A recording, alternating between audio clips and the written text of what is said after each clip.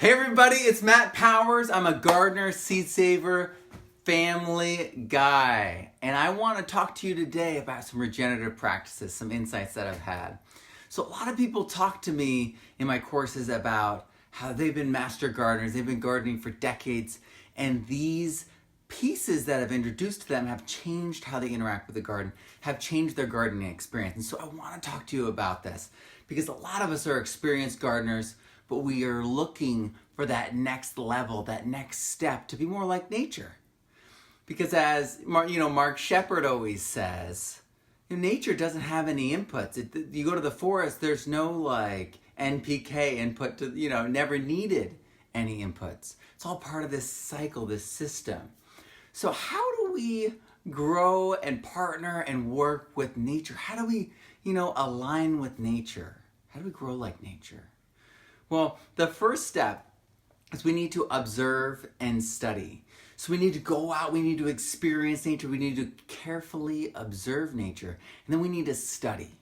So we need to look at what people have discovered in the past, what people are working on right now, and we need to get through their lenses, and then we'll be able to see from all these different perspectives.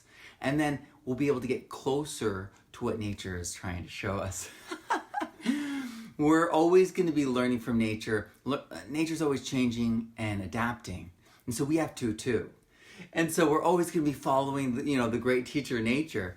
But it's going to rely upon this observation and study. And then the second part is alignment.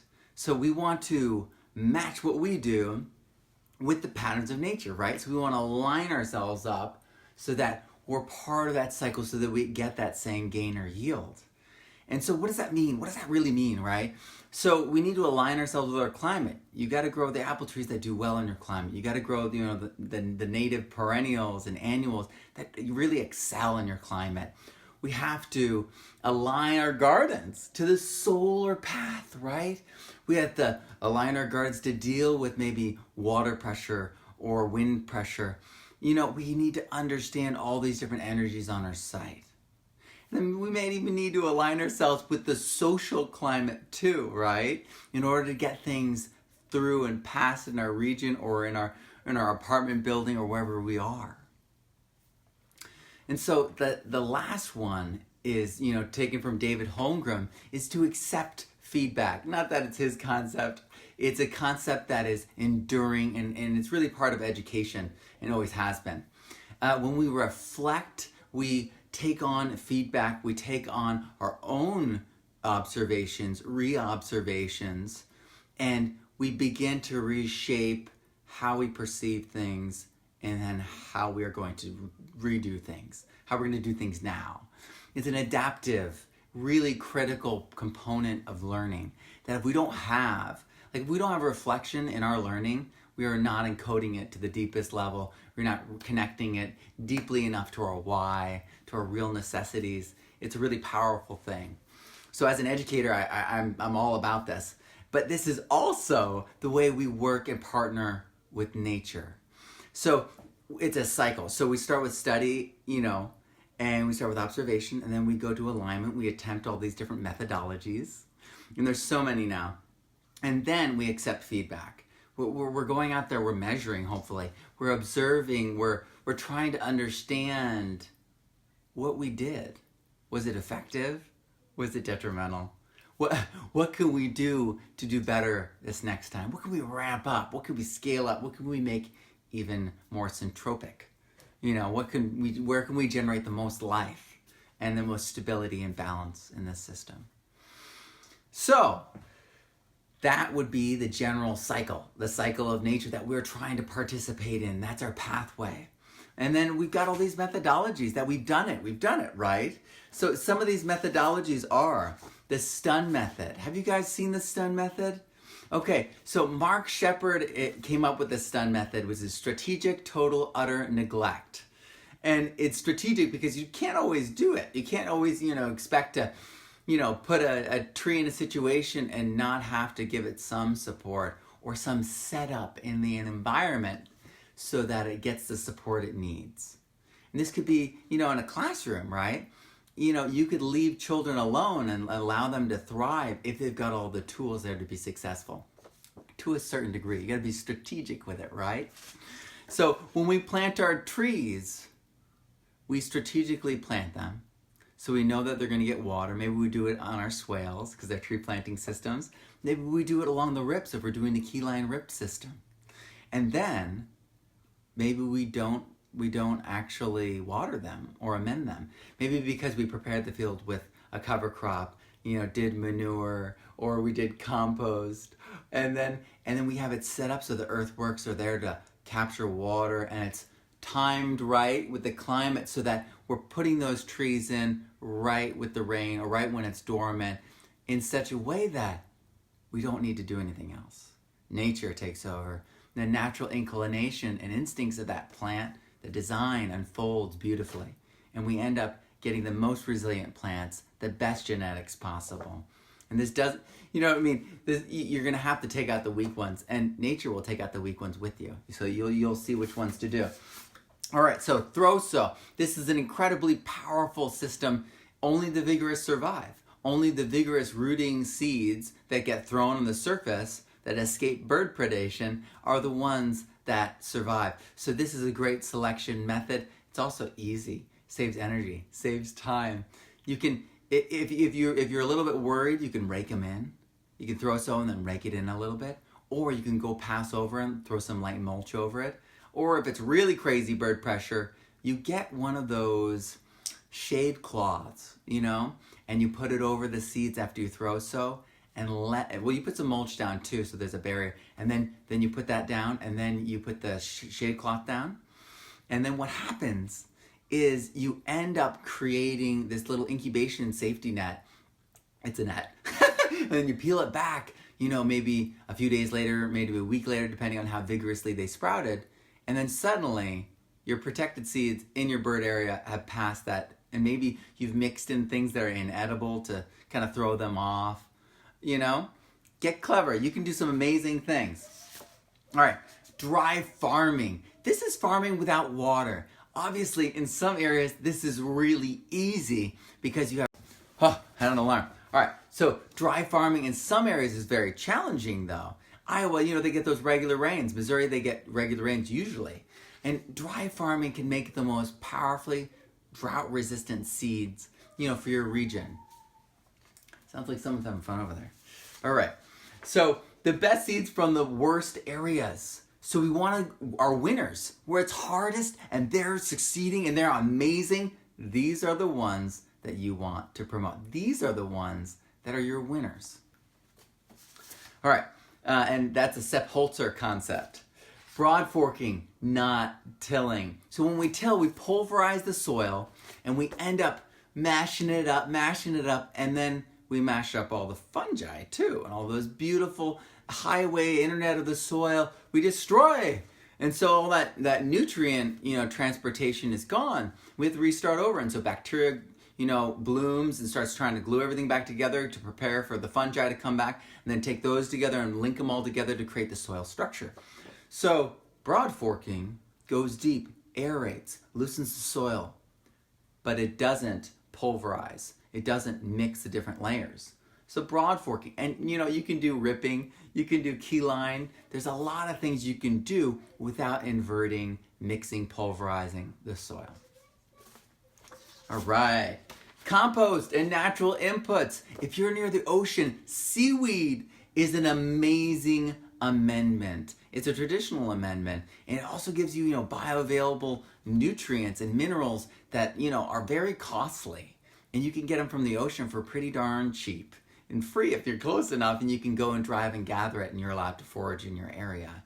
The reality is, all the soils that have eroded into the ocean, and all the mountains that have melted into the ocean, all those minerals are trapped in the fish and the plants and the all those things are so mineral rich. So that's why people who eat them, are so healthy, unless it's, fish that's contaminated with mercury or other toxins, which is also a reality. That's why I haven't eaten fish or anything like that. I have focused on eating what they eat, which is lower concentrations of the toxins. But they sequester tons of carbon and nitrogen and all these nutrients and minerals that are so desirable that our soils are missing, and we're missing from our diets thus. So we need to take them as supplements. We need to maybe use them as, therapy, beauty products like AMAC Beauty. Amazing example. And we could be bringing them into our garden. So compost is amazing. You might be bringing in seaweed. You might be bringing in local animal manure. You might be, bringing in lichens and other things like that for the nitrogen. The sky is the limit with, natural inputs. There's so many there to be had, even all the way in the air. We're pulling it out of the sky. We're pulling that nitrogen out of the sky with partnership with rhizobia bacteria, with the nodules and the roots of legumes. It's all there. It's all happening. So partner with natural inputs. And like I said, make polycultures.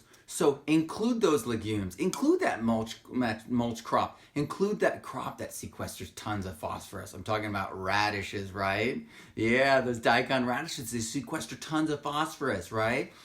So if we have plants that are sequestering the nutrients that we need, if we're bringing in natural amendments that are bioregional, we're going to get the things that were lost in that watershed that went right down to the sea, and we're bringing it right back. It's an incredible process. We can use this polyculture to trap that and cycle it, to enhance it. These are companion plants. These are polycultures. These are plant guilds. These are beneficial groupings of plants that support each other, just like nature does. We see all these guilds happen all the time in nature.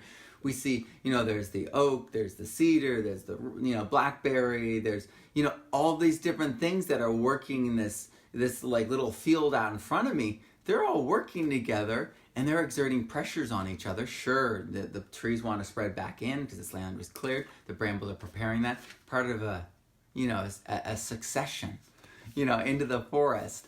And so we can partner with that. We can take a moment of that, analyze the soil, look at it under a microscope. We can take the fungi from that scenario and inoculate our compost with it. And then we could keep that going and kind of hold it in the zone without it going too far. Man, I got so many alarms, I got to shut them off while we do these lives. So thank you so much. I just want to review that we need to observe and study if we want to partner with nature. We need to get aligned with nature. We need to find out what is out there, what's waiting for us, and how we can partner. And then we need to accept feedback. We need to see the reality and then adjust to meet it, We need to make changes in how we act, behave, think, interact, plan, design constantly. And that's okay. Nature's doing it too. We're just going with nature. There's so many methods that are being thought up every day. There's constant change happening right now in this industry. And people are learning all over the world, and we're all kind of participating in it, right? There's holistic management, there's ocean farming, there's permaculture, there's regenerative design, there's keyline, there's regrarians, all these different methodologies and names. We're all trying to do the same thing.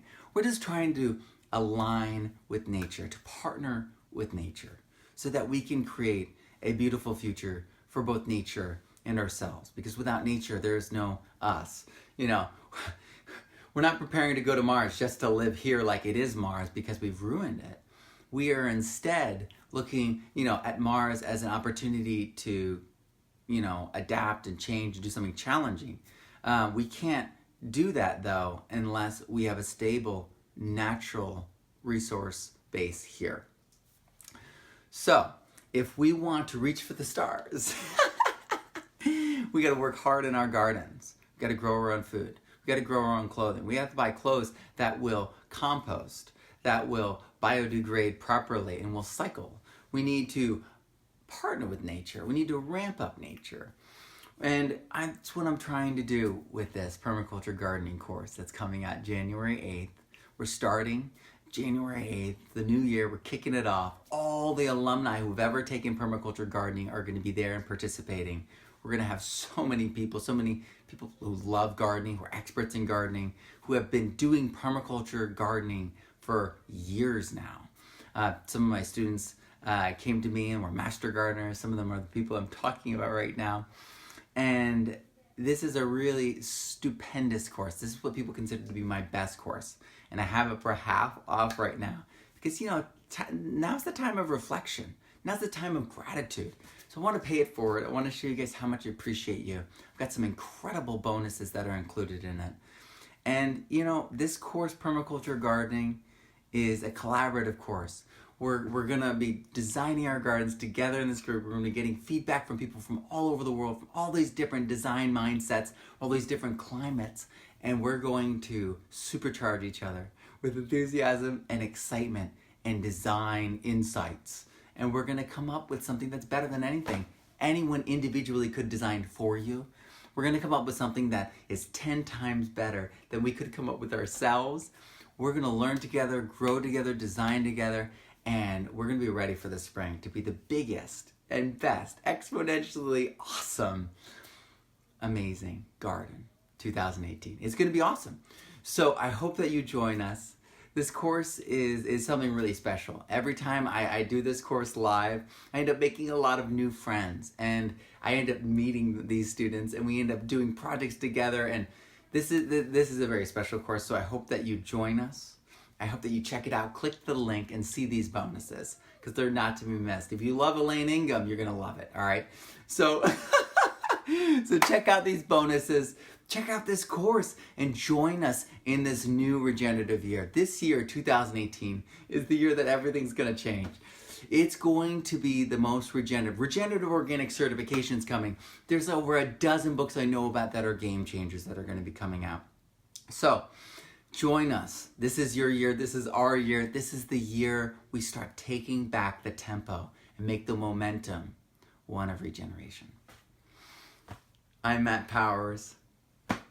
Grow abundantly, learn daily, and live regeneratively. And have an awesome week. Happy holidays and Merry Christmas. And I'll see you every day for the next 2 weeks. All right, guys? Maybe we'll go longer, but for the next 2 weeks, every mid-morning on the West Coast, I'm going to be talking to you guys about a different thing like we talked about today.